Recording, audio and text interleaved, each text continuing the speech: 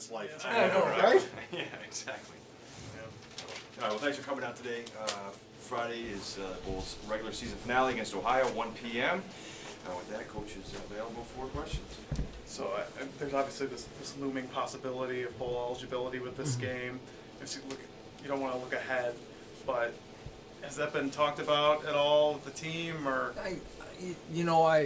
By me, not necessarily. No, I think our guys know. Everybody knows what's needed. We talked about it 3 weeks ago, before even after the Akron game, and that tough loss, and now they're playing tonight to win the division. So I think our team has always saw its possibilities of what we've been able to do this year. But after that game, we said, we have an opportunity to win out and still reach what goals would be there for us with that, and they've understood. And I said, even from that time where we had that small break in there, I've said it every week, is the way they've approached coming in those first couple of days of preparation with great attitudes, good energy, and worked hard. And we got a great opponent coming in here, but a great opportunity as well. In addition to just the idea of possibly playing postseason, it seems like just being 500 this season with all the injuries that the team's gone through, all the hurdles, would be a pretty big accomplishment. What do you think that would mean? Yeah, it'd be a great step forward for our program. Multiple things. One, I think again, I think you look at our senior class and their opportunity to play their last home game, and hopefully we're able to get them another game.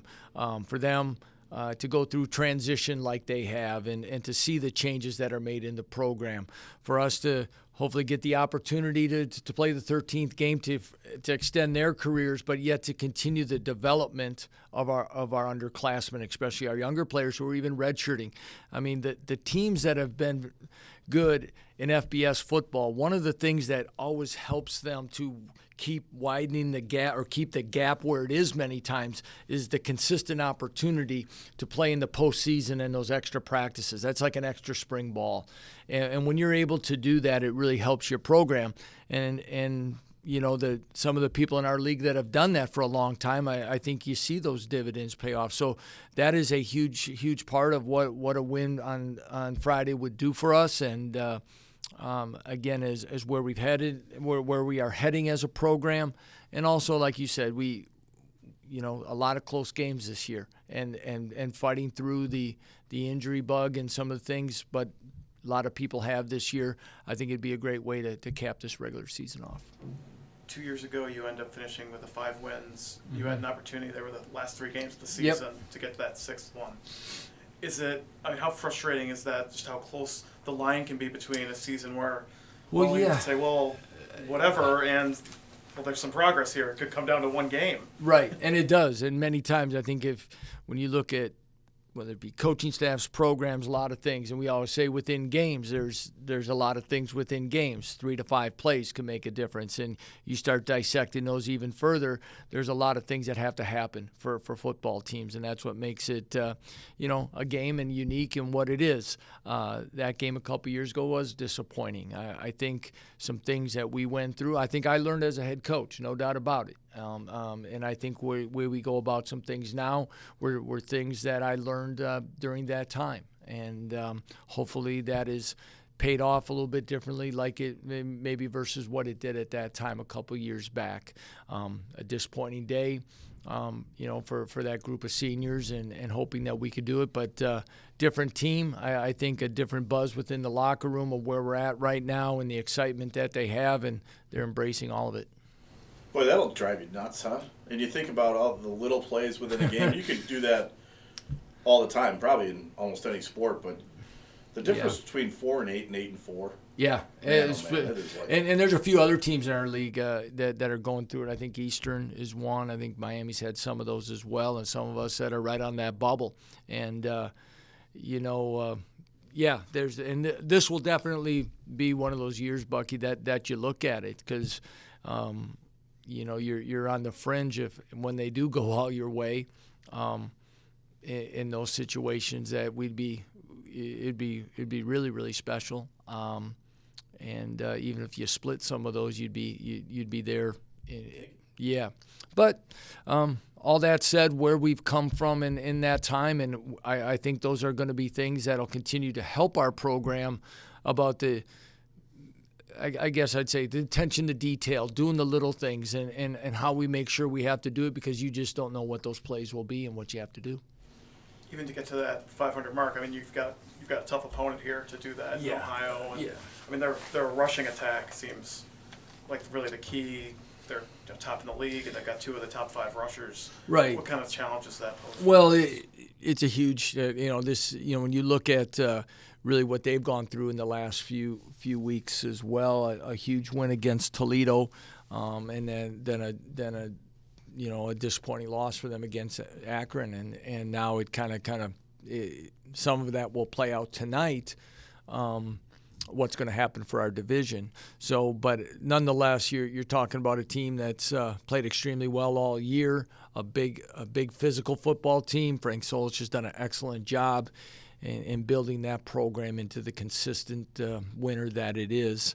They made a quarterback change, in the first third of the season or so. It's turned out extremely well for them, and the quarterback's playing extremely well as a runner and a thrower.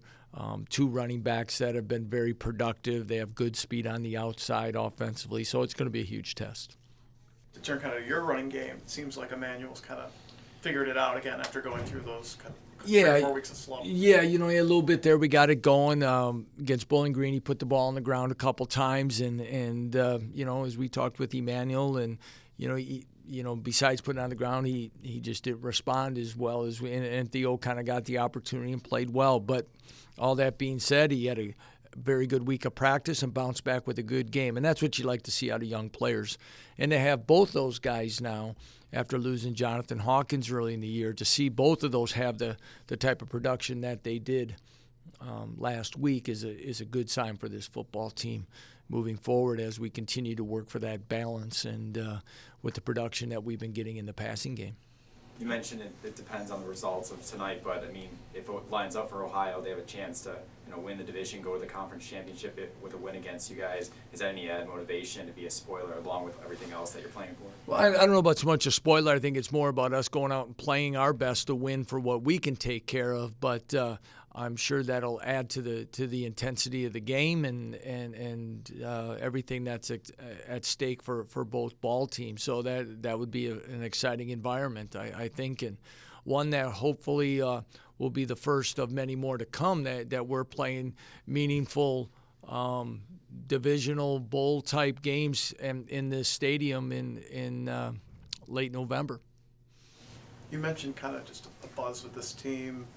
Have you sensed that the excitement maybe increased now that you're getting closer and closer to that season, and that goal is kind of getting closer and closer? Yeah, I think as we've gone through and getting back on the winning side of things, but again, as I think I've repeated many times in these on these Tuesdays, is it's been rewarding, enjoyable to embrace the maturation of this team after a loss in the locker room immediately, and also how it is after on a Monday when it's time to go back, okay? And the willingness to accept coaching, to own what is on film, and to work to get better. And I think that's the first necessary steps if you're going to build a program, is that we all got to get better. We got to coach better. We got to play better and do those things. And we didn't come in on those days, well, this should have went, or we just kind of kept plugging along. And I think that's one of the things that has really made this year fly by, because it's been such a good group to work with and watch it come about, and it's still a fairly young football team. The bright side of injuries, I mean, obviously you don't want anybody to get hurt out there in anything. But when you're forced to throw guys in there, and they're young, Yep. and they gain experience at an earlier time in their careers than you expected or even hoped, you benefit from that the following year and maybe the year after that. Without a doubt, Bucky. That's one of those. It's kind of double-edged there, yeah. Because sometimes when you have younger players and you're trying to find the right moments at certain positions to get them on the field, and then sometimes you don't have a choice. And then when they go out there, and you go through a game and you have success in that game, maybe in just the win-loss column, that guy now has experience. And you know what? The next time you got to put him out there, he's more confident. And you're more confident, and again, you build off it. You build depth. You build competition within practice now that there's things there that, there's been some positions on our team where Tuesday, Wednesdays are a lot better practices now because some younger players have pushed older players to compete for playing time, and that helps your program just like injuries does with depth. So you're absolutely right. Morale, when a guy knows if he has a chance to play, okay? And so all those things, I think, are things that we've been able to, if you're looking for some positives in a year of injuries, that definitely is one of them. You called it a few weeks ago with Tyree saying he thought he was going to be a better quarterback after coming back from his injury, and now, we're seeing him do stuff that the program has never seen, with 3 straight 300 passing yard games. And, having career records with passing yards and touchdowns throwing in a game. Did you expect this much, increase in improvement already? Honestly, no. I can't tell you how proud I am the way he's played of late. I thought that would be probably more the evolution towards next season, through spring, probably early next year. So to see it that quickly and that consistently, coming off injury like that has been remarkable. It's a tribute to him, Jim Zabrowski, our quarterback's coach, Andy Kolnicki, and putting together the plans that those guys have. And, we're going to need everyone to play well this week. But, of course, it starts with quarterback, and I know he's up for another one. How about Tyree, too, when sometimes you play a little bit, then you're able to take a step back, and in this case it was forced. Mm-hmm. You see the game from a different picture. You realize maybe you had a little bit more time when you're watching it from where we watch it from. I know it's on the field, but film or whatever. Yeah, you come back a little bit, maybe a little bit sharper, smarter. Yeah, right? I think from the neck up. Yeah, I think he learned. I think we've definitely have modified the run game with him. So I think that's done things for him in the pocket. I think watching Drew play. And Drew, I thought, had excellent pocket presence and moving and sliding yet and doing. I think he learned from that. He sees different things and all those things and of course just being another year as time goes on as well. But I think you put all that together and we're seeing the benefits of that. You guys good? All right. Thank you. Thank you. Yep.